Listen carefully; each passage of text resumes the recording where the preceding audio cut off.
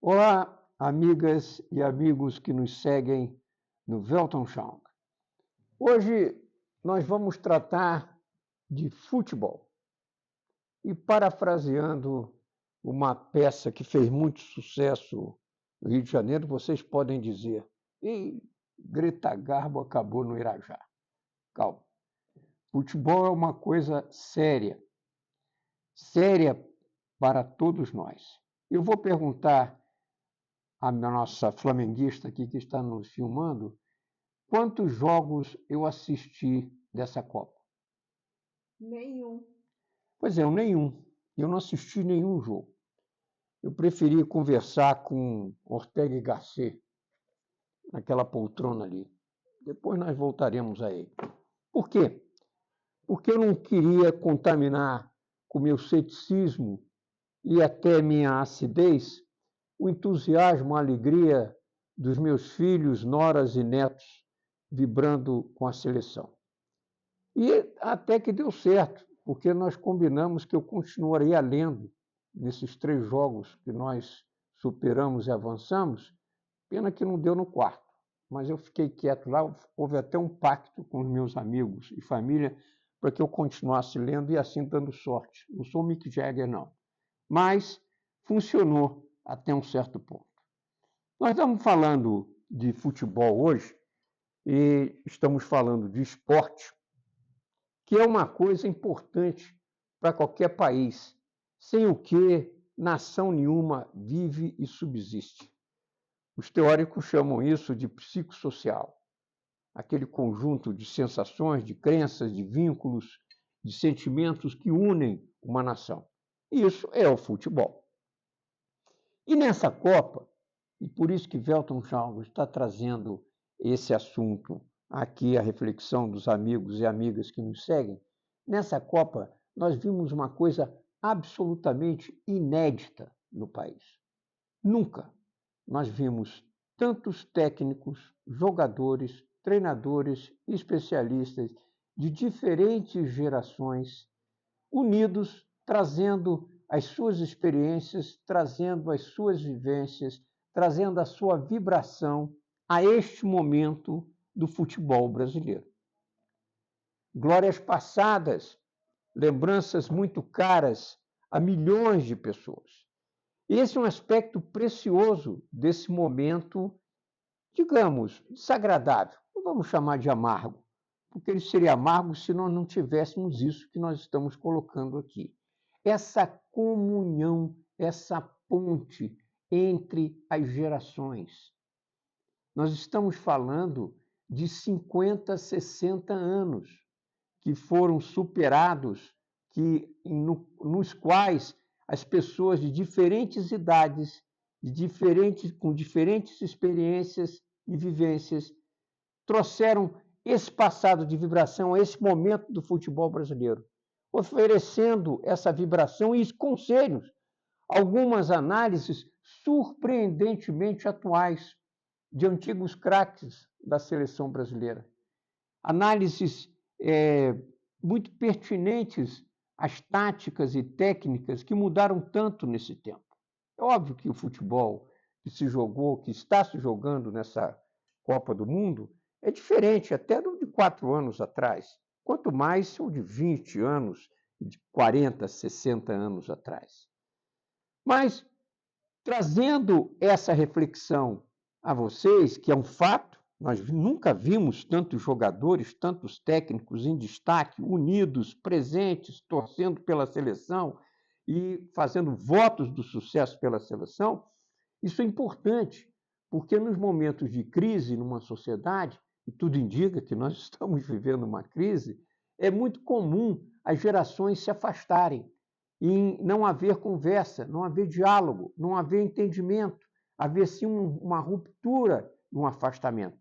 E isso nós não vimos no Brasil nesse momento difícil. Nós vimos, ao contrário, essa aproximação. E quando nós apontamos isso, nós queremos destacar por que isso aconteceu. Primeiro, porque havia um passado a ser lembrado.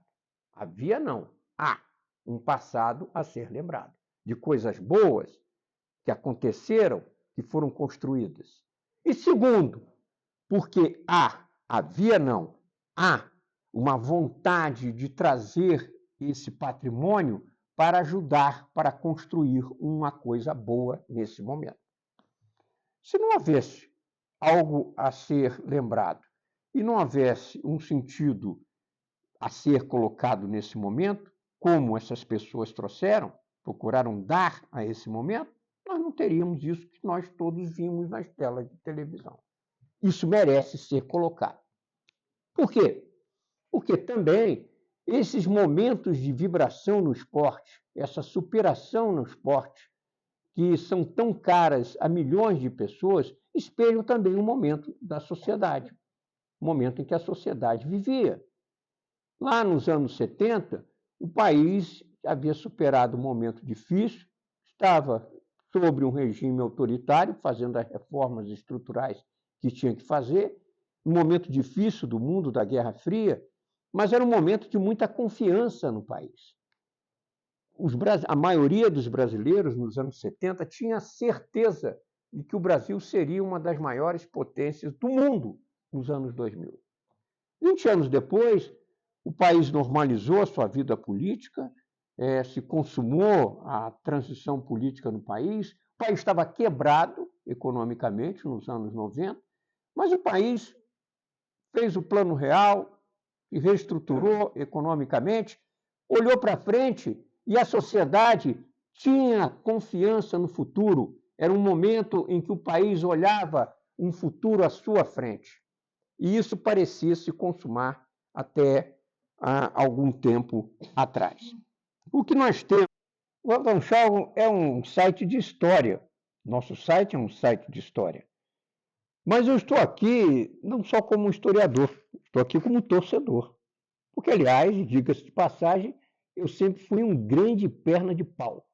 Só joguei futebol na vida mediante ordem, mas sou excelente torcedor. Até porque eu sou vascaíno. Não existe nenhum torcedor com mais fé do que o vascaíno. Isso equilibra aqui com a minha flamenguista. De forma que nós estamos aqui à vontade para falar de um tema brasileiro que importa à sociedade. Futebol não é o ópio do povo. Futebol é uma coisa importante para o país. E diz muito do momento do país.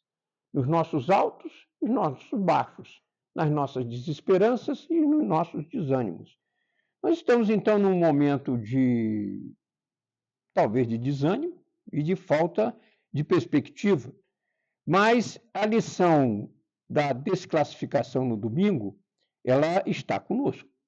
O que está de errado com o nosso futebol? Nós podemos e devemos nos voltar para essa questão e procurar respondê-la, ainda mais num ano como esse, em que tanta coisa vai se decidir sobre o futuro do nosso país. Nós não estamos aqui falando do passado, nós estamos lembrando o passado. Nós não estamos querendo que aquelas glórias, que aquelas experiências se repitam por si próprias. O passado acabou. Nós nunca cansamos de repetir isso aqui. Ele está conosco, mas ele passou, ele acabou. Nós não vamos repeti-lo. Nós temos sim que dele tirar as lições que nos interessam. De forma que nós estamos aqui falando de futebol e estamos falando de história, estamos falando de futuro da nossa sociedade. Nós não estamos falando de um país que foi, nós estamos falando de um país que é, que tem que ser. E o nosso futebol tem que voltar, tem que ser o que o país é. Ele tem que ser jogado, ele tem que ser construído a partir da realidade do país. Ele tem que ser jogado, tem que ser construído com a nossa gente, dentro do nosso espírito. Ele tem que ser jogado a partir dos nossos clubes. E talvez esteja naquele momento de nós pensarmos em voltarmos a ter os nossos jogadores da seleção convocados pelos nossos clubes, a partir dos nossos clubes. É uma questão a ser discutida. Mas, acima de tudo, independente de outros ajustes e debates que tenham que acontecer e devem acontecer no nosso futebol, uma coisa é certa: nós temos que combater a corrupção. Não só no nosso futebol, como na nossa sociedade. A corrupção, amigos e amigas, é a mãe de todos os males.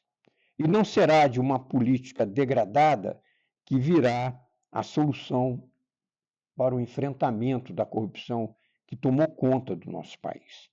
Eleições não são uma democracia, eleições não são um motivo, um tema para a divisão irreversível da sociedade.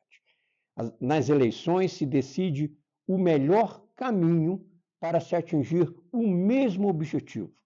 Não importa quantos candidatos, quantas partes estejam participando dessa eleição. O objetivo é o bem comum.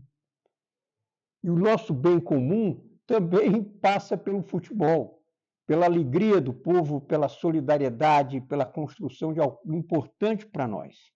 Então, nós temos que nos colocar de acordo, independente das nossas discordâncias sobre o melhor caminho de chegar a esse bem comum, nós temos que nos colocar de acordo sobre uma coisa, que a corrupção não é boa para o país, inclusive para o nosso futebol.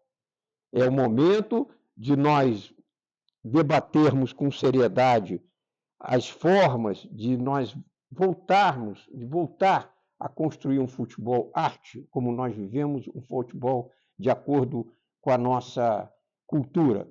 Um futebol que venha da rua, que venha dos craques do povo, que venha da várzea, que venha da pelada do final de semana, que venha de Irajá, como tantos cantos do nosso Brasil, como tantos bairros do nosso Rio de Janeiro.